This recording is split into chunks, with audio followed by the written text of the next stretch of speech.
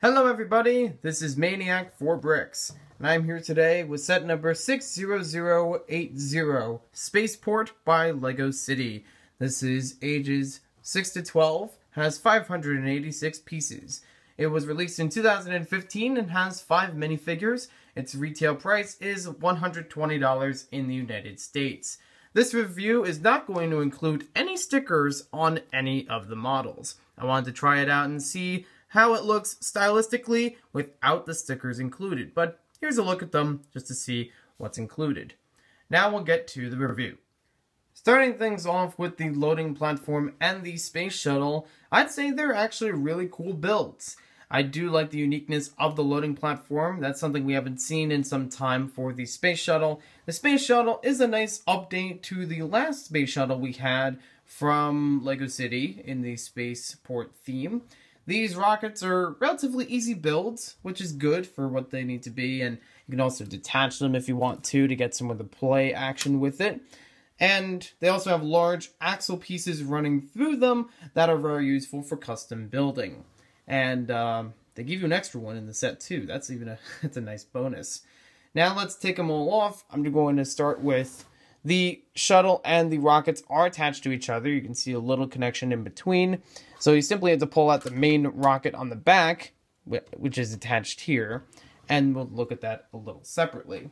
As far as the shuttle, as far as the loading platform, this is pretty nice for a build. It's doing what it needs to do. It's very, very sturdy. I do like the builds inside of here to make the walls hold together, because I was always afraid of them, being able to hold, until I put the shuttle on and it hasn't fallen over. So that's very good. So you can actually fit one figure in the front of here to actually drive the platform itself. And there's enough space that, it's easy to fit them in there. The wheels on it roll very well with and without the space shuttle on it. And personally, I don't think it needs any stickers because what else is there really to put on there? You do have a few caution stickers and license plates and things that are nice to add on, but you pretty much get the gist of what it's supposed to be just by looking at it. Now we'll take a look at the space shuttle and the rockets. These are actually pretty easy to take apart.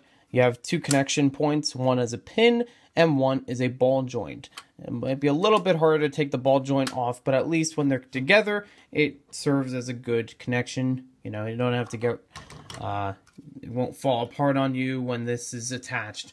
These you can also take off on their own, and, you have some nice, low play action with it going into the atmosphere. Again, hollow builds, not much to say there. Now we'll take a look at the space shuttle. It does look a little bit nicer, I'll admit, with the stickers on it, especially the stickers about the, the space logo that's shown on here in this direction.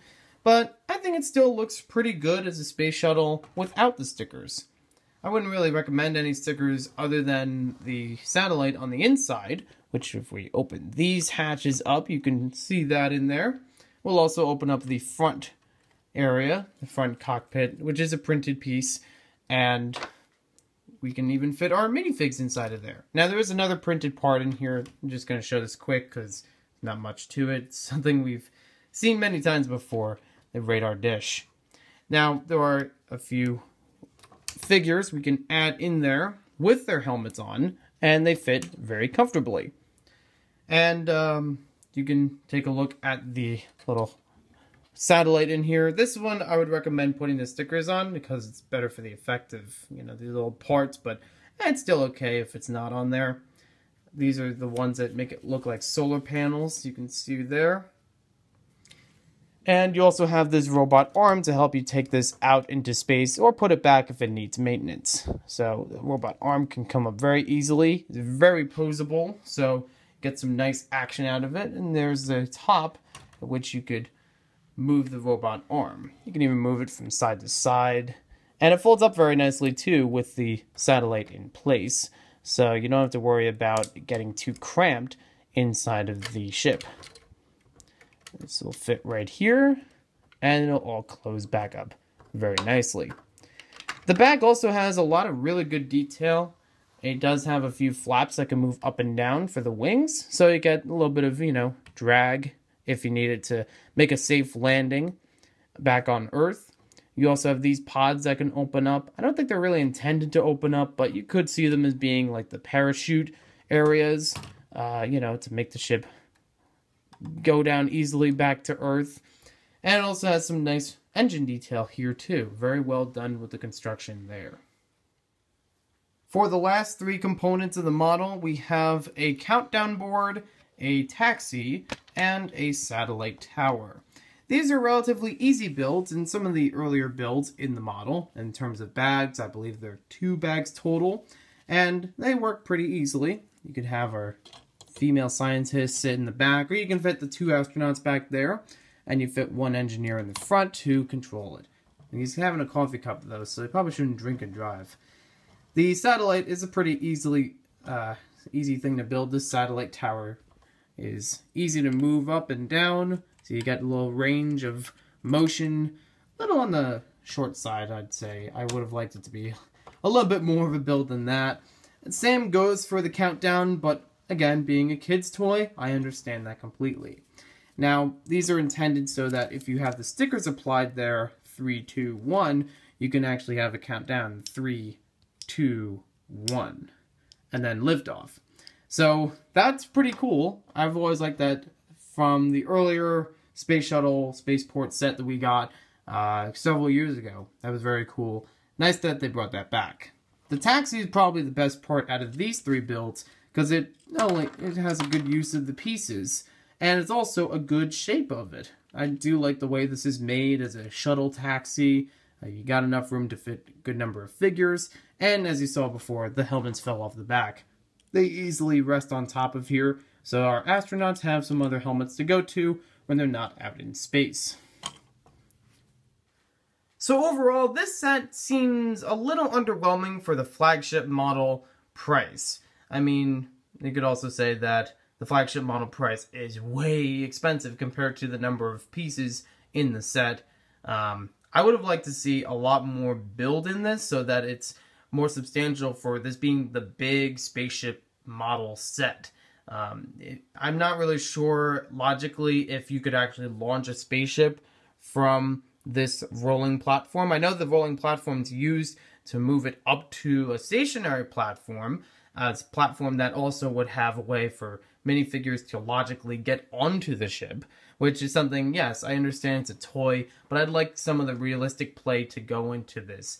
Because it's 586 pieces, $120. You'll probably get something else like the Jokerland or something else that's all of us relative price, but more pieces and more playability to it. That being said, this does have a lot of playable features. I do like how much you can do with this, even with the small models. If you have the stickers attached to the countdown, it is very useful for kids to have fun, easy to build, and, fun to play with the 3, 2, 1, and blast off.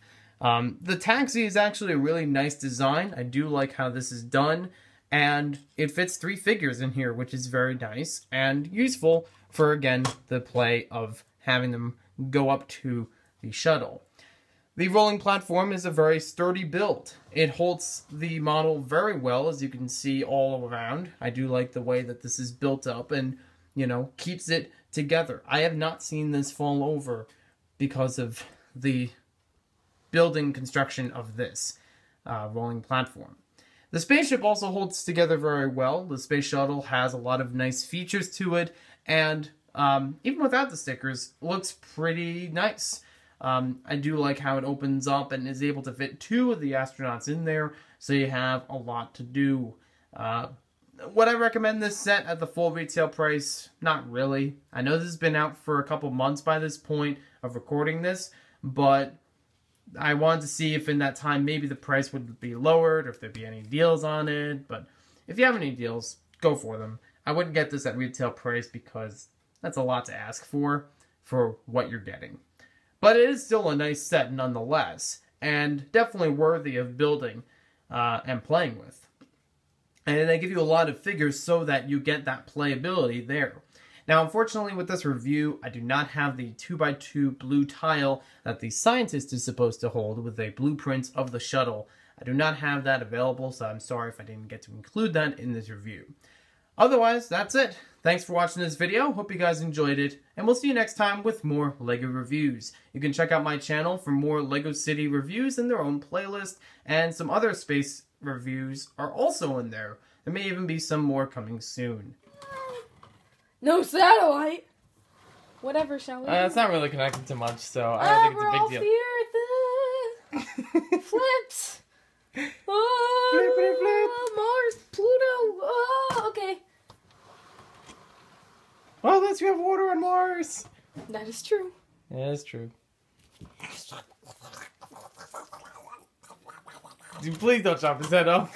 I'm really scared. I'm really scared. Don't chop his head off. Don't cut their air. Don't cut their oxygen. Literally. Journey through space. La la la la. We have hands, not scissors for that.